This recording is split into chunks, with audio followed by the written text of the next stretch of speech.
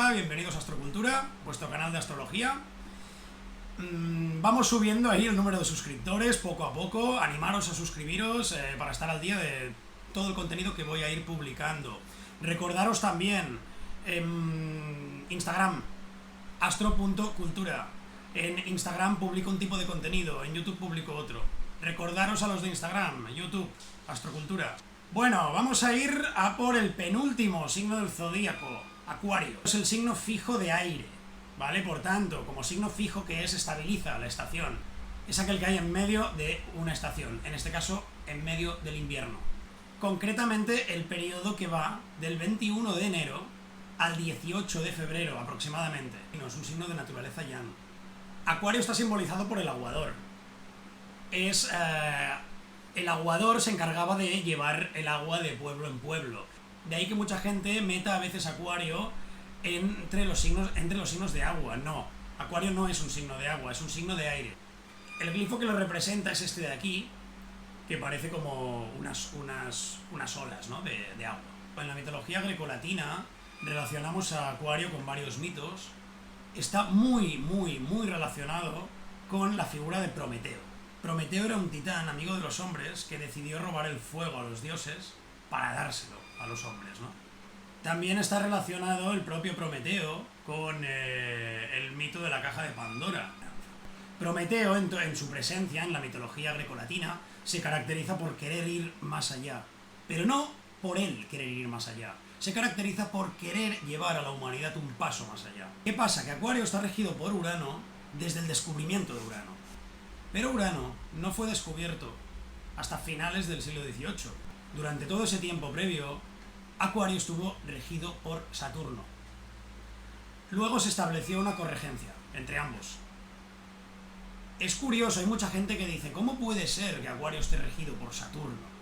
Porque precisamente estábamos hablando, ¿no?, en la semana pasada, lo que significaba Saturno, del límite, de la estructura. Acuario tiene que ver con la individualidad, tiene que ver con el futuro, tiene que ver, en cierta manera, con la ruptura transgresora que nos lleva a evolucionar. Acuario, a pesar de representar todos estos valores que comento, tiene que ver con el pensamiento fijo, con las ideas fijas. Es típico también a veces, en el pensamiento acuariano, conservar una idea fija e inamovible durante un montón de años, ¿no?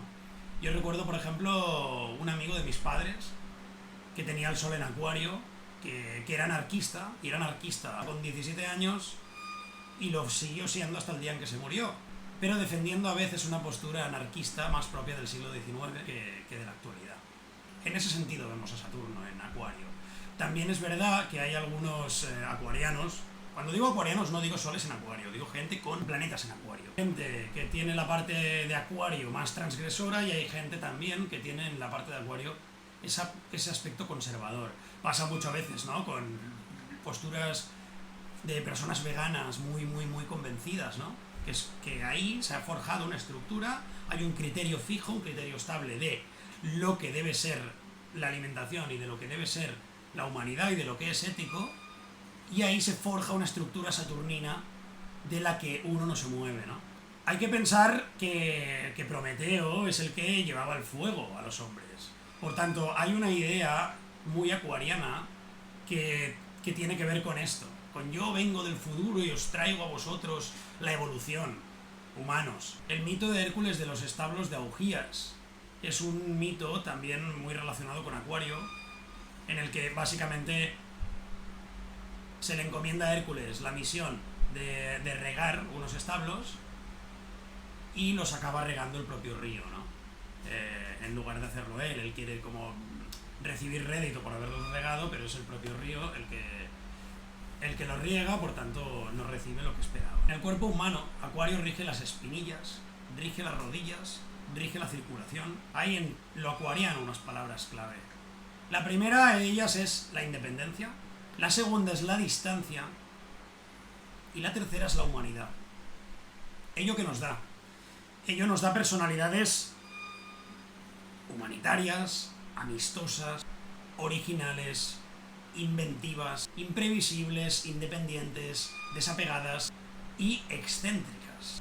Como ya comentamos en el vídeo de Leo, recordemos, todo signo tiene su opuesto complementario, el opuesto complementario de Leo es Acuario. Cuando hablamos de Acuario, hablamos de lo excéntrico. Cuando hablamos de Leo, hablamos de lo egocéntrico. Leo, como comentábamos, parte de la idea de yo soy el centro y el mundo gira en torno a mí. O yo soy el centro y formo parte de un mundo, incluso que se ha creado porque yo estoy en él. Acuario se va al lugar opuesto. Para Acuario, ahí está el mundo y yo orbito a su alrededor como un satélite. Un poco por encima del tema de las eras astrológicas. Y es un tema al que vamos a ir recurriendo. Estamos en un proceso de transición de era. Estamos pasando de la era de Piscis a la era de Acuario. No se sabe con exactitud la cantidad de años. Porque si, pensad una cosa, si las eras duran 2000 años aproximadamente, la transición entre ambas también nos está hablando desde luego de unas cuantas décadas. Uno de los puntos de inflexión que algunos pensadores cogen fue la llegada a la Luna. La llegada a la Luna, ¿por qué? La llegada a la Luna porque nos permitió ver la Tierra como aquello allí que es mi hogar y lo consigo ver desde esta distancia, desde la misma distancia mental que caracteriza el signo de Acuario, desde la distancia del desapego. Hay que pensar que Acuario a veces ve a la humanidad como esas hormigas o esos seres que viven ahí de los cuales yo no formo parte. Esos seres a los que yo debo iluminar, de alguna manera, de los que yo no formo parte, porque Acuario a veces está vinculado a una identidad mucho más universal y lejana que lo que es esa identidad propiamente humana. Por eso se coge la llegada a la Luna como un punto de inflexión también, por esa visión por primera vez de la Tierra, del hogar del ser humano, desde esa distancia, esa Tierra ahí, esa Tierra que yo veo a lo lejos, desde mi distancia emocional, desde mi óptica. En la era de Piscis, en su momento, tuvimos la construcción de la estructura. ¿Por qué? Pues entre otras cosas porque en la era de Piscis lo que teníamos delante era Virgo, que tiene que ver con esa estructura, con ese orden. Lo que tenemos en la era de Acuario delante, al individuo que tiene un mensaje que transmitir, porque la humanidad evoluciona con los puntos de vista individuales y la riqueza que en el intercambio de ellos se produce. Para entender la visión de Acuario, debemos pensar en cómo un ser humano del futuro valoraría nuestro presente.